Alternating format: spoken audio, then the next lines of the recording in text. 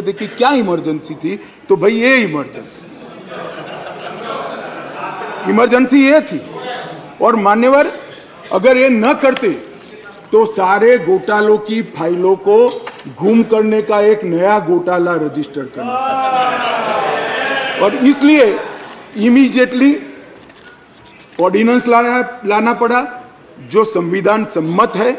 संविधान में ऑर्डिनेंस की व्याख्या और अधिकार ऐसे स्थितियों के लिए ही दिए गए हैं, और सबको मालूम है जब ऑर्डिनेंस लेकर आते हो तो 6 माह के अंदर या सबसे पहले सदन के अंदर, जो सदन जब मिलेगा तब सदन के सामने रखना पड़ता है। तो आज मैं लेकर आया हूं। अब इसमें गैर संवैधानिक क्या है भाई बताओ तो? इतनी सारी 5 घंटे से चिल्लाट करते हैं, इसमें गैर संवैधानिक क्या है? क्या प्रीपेड? क्या कर रहे हैं? क्या कर रहे हैं? नहीं, एक सेकंड। मान्यवर खड़गे साहब की बात सही है। चिल्लाना शब्द निकाल दीजिए। बार बार रिपीटेशन के साथ इसको आप दोहरा रहे हो, इसलिए मैं बता रहा हूं बस। खड़गे साहब की बात सही है सर। मान्यवर अब ये विधानसभा के अधिकारों की बात करते हैं। हम सब ये सम्मानीय सदन के सदस्य हैं। सदन जब राष्ट्रपति महोदय आहूत करती है, बाद में इसका सत्रावसान होता है। ये संविधान की एक बनाई हुई सदन को चलाने की कार्यरीति है। इस पूरे देश में एक ही असेंबली है जिसका सत्रावसान ही नहीं हुआ ना, सत्रावसान होता ही नहीं। स्पीकर साहब सदन को मुलतवी करते हैं, और फिर जब बोलाना है, राजनीतिक भाषण करना है, तब सदन को बुलाकर 3 घंटे चलाकर फिर से बंद कर देते हैं। दिल्ली असेंबली ऐसी है जिसका आज तक सत्रावसान ही नहीं हुआ है। मान्यवर आप मुझे बताइए ऐसे चल सकता है? माननीय अध्यक्ष जी, विधानसभा के rules of procedure and conduct of business 1997 के नियम 70 में विधानसभा अध्यक्ष को सदन को स्थगित करने का अधिकार दिया है। ये अधिकार इस तरह से देश के किसी भी असेंबली के स्पीकर ने नहीं उपयोग किया है। मैं इस पर कोई टिप्पणी करना नहीं चाहता। अगर उचित है तो कांग्रेस पार्टी ने जरूर इसका समर्थन करना चाहिए कि भाई विधानसभा को या संसदों को स्थगन कर ही चलाना, कभी सत्रावसान नहीं करना, वो सेशन में ही रहेंगे। अब सेशन में ही रहेंगे तो कानून कैसे बनाओगे? आप कैबिनेट बुला ही नहीं सकते हो। इसलिए क्या स्थिति है समझिए साहब। 2020 में सत्र की संख्या कितनी हुई दिल्ली के? 1 बजट सत्र। 2021 में कितनी? 1 बजट सत्र। 2022 में कितनी बार सदन बुलाया गया? 1 बार बजट सत्र। 2023 में कितनी बार सदन बुलाया गया? 1 बार बजट सत्र। उसके अलावा असेंबली की जरूरत ही नहीं है। इसके अलावा मान्यवर असेंबली की जरूरत ही नहीं है। ये किस तरह से असेंबली चला रहे हैं मान्यवर? कैबिनेट के अधिकारी की दुहाई दे रहे हैं। 2022 में 6 कैबिनेट बैठक सिर्फ हुई है, 1 साल में सिर्फ 6। इसमें से 3 बजट रिलेटेड है और 3 एक बिजली कंपनी को सहायता करने के लिए बुलाई गई, बाकी एक भी कैबिनेट नहीं बुलाई। मान्यवर 2023 में सिर्फ 2 ही कैबिनेट बुलाई गई और दोनों बजट के कामकाज के लिए बुलाई। अब आप क्या भैया कैबिनेट का दुहाई देते हो? क्या अधिकार का दुहाई देते हो? ना कैबिनेट मिलती है, ना सदन मिलता है, और हमें डेमोक्रेसी पढ़ाते हो भाई। ऐसा कभी नहीं होता भाई। ये जो कहते हैं ना कि क्या विशेष हुआ था, इसलिए मैं समझाता हूं मान्यवर क्या विशेष।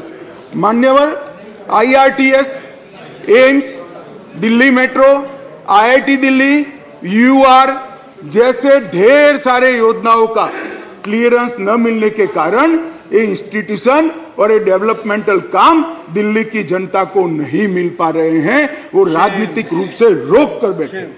5G टेक्नोलॉजी लाने का रास्ता मोदी जी सुगम करना चाहते थे। हमारे अश्विनी भाई बार बार पत्र लिखते हैं।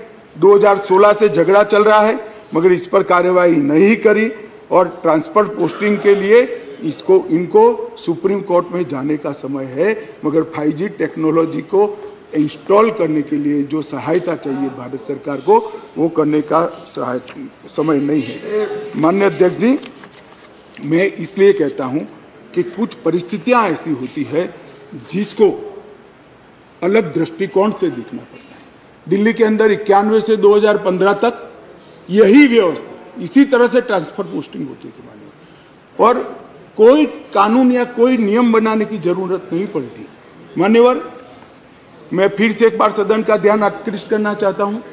कुछ सदन के सदस्यों ने कहा कि ये बिल संविधान सम्मत नहीं है और संविधान के अधिकारों को ये बिल कानून के द्वारा संविधान सुधारने का प्रयास है।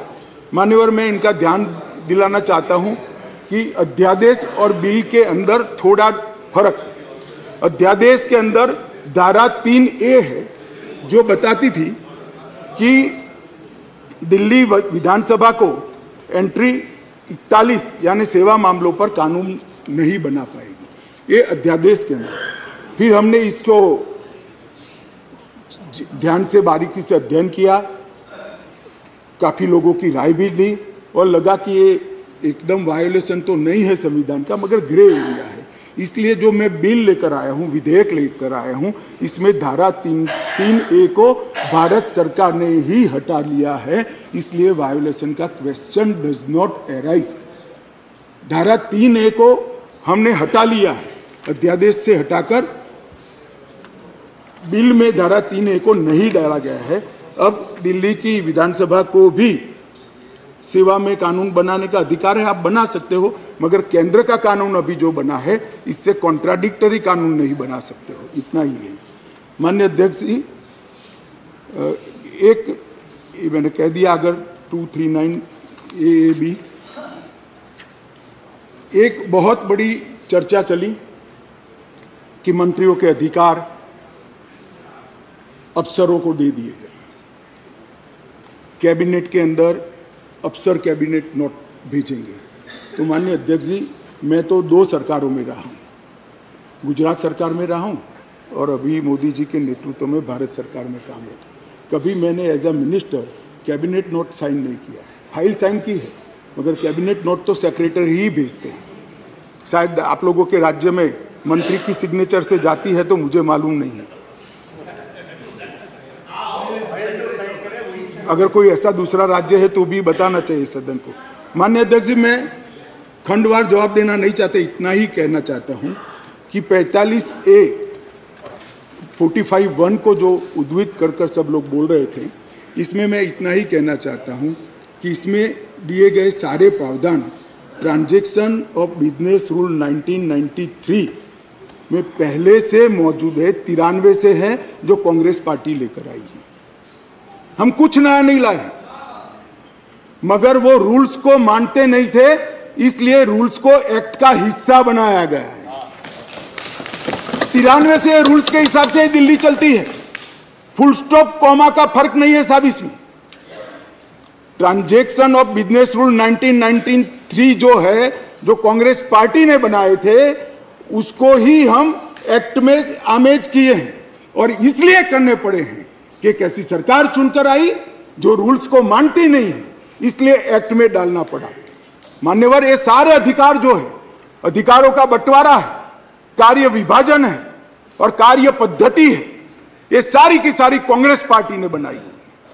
अगर कांग्रेस पार्टी में अंतरात्मा है तो इस बिल का समर्थन करना चाहिए। मैं तो आपकी चीज को लेकर खड़ा हूं, मगर ये नहीं करेंगे, मुझे मालूम है मान्यवर, क्योंकि उनको गठबंधन बचाना है,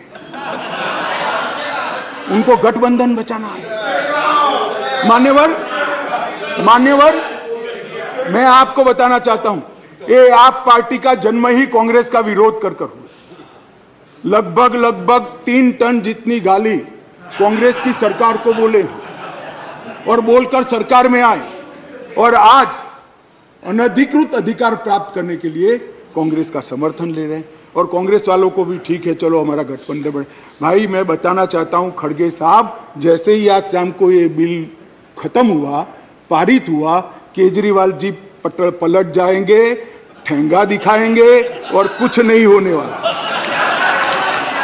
तो उनका लक्ष्य हम नहीं है, उनका लक्ष्य हम नहीं है, कांग्रेस पार्टी है। जरा इनका चुनावी इतिहास देखिए, उनका लक्ष्य आप हो, वो आपको नहीं छोड़ेंगे। खैर वो आपको देखना है। और माननीय अध्यक्ष जी, ये सारे लोग सिद्धांतों की मुझे दुहाई दे रहे थे। मैं पूछना चाहता हूं, तृणमूल कांग्रेस और कम्युनिस्ट पार्टी आज एक मंच पर है, किस सिद्धांत के तहत है? जरा बताइए तो मुझे, किस सिद्धांत के तहत है? पूरा जीवन एक तृणमूल कांग्रेस पार्टी का जन्म ही कम्युनिस्टों का विरोध करते हुए हुआ है। कांग्रेस पार्टी से वो इसलिए अलग हुए, कांग्रेस पार्टी से इसलिए अलग हुए कि नरसिम्हा राव जी ने कम्युनिस्ट पार्टी से हाथ मिला लिए और आज सत्ता प्राप्त करने के लिए वो इनके साथ बैठे। एक कांग्रेस पार्टी और कम्युनिस्ट पार्टी केरल में